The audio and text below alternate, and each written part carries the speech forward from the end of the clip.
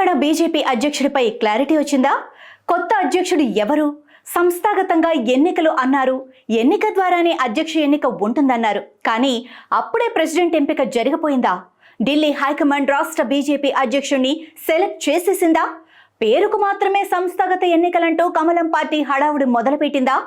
ఇంతకీ బీజేపీ అధిష్టానం ఎవరి వైపు మొగ్గు చూపుతుంది? Let's watch this story.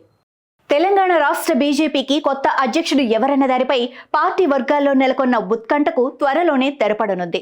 Party జాతీయ నాయకత్వం సంక్రాంతి కల్లా రాష్ట్రానికి అధ్యక్షుడిని నియమించనున్నట్లు తెలుస్తోంది.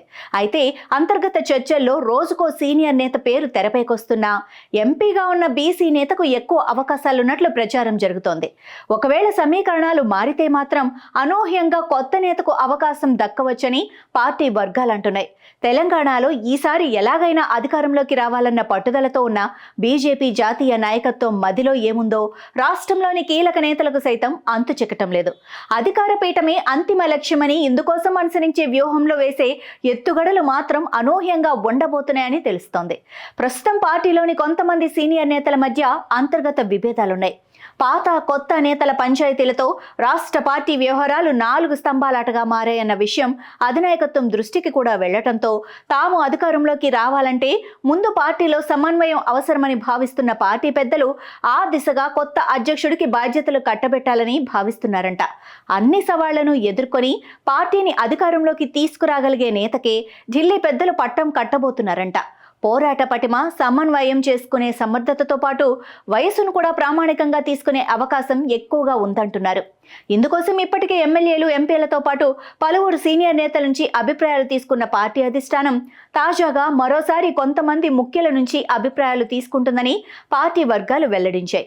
బీజేపీ రాష్ట్ర అధ్యక్షుడితో పాటు జాతీయ అధ్యక్షుడు ఎవరవుతారన్న ఉత్కంఠ కాషాయ శ్రేణుల్లో నెలకొంది.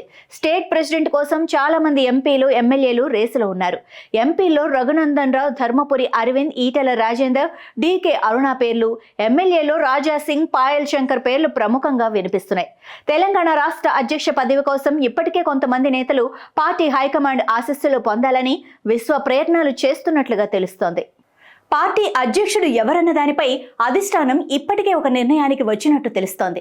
దీంతో హైకమాండ్ నిర్ణయానికి అనుగుణంగానే సంస్థాగత ఎన్నికలు జరుగుతున్నాయన్న చర్చ ఆ పార్టీలో జరుగుతోంది. పార్టీ డిసైడ్ చేసిన నేతకే మద్దతు తెలిపి లాంఛనంగా ఎన్నుకుంటారన్న టాక్ సైతం వినిపిస్తోంది. అధ్యక్షుడు ఎవరన్న నిర్ణయం జరిగిపోవడంతో ఇక ఆ పేరు చుట్టూనే ఎన్నిక హడావుడి కొనసాగనుంది. అయితే పార్టీ డిసైడ్ చేసింది ఎవరిని అనేది కాషాయ శ్రేణుల్లో సస్పెన్స్ గా మారిందట.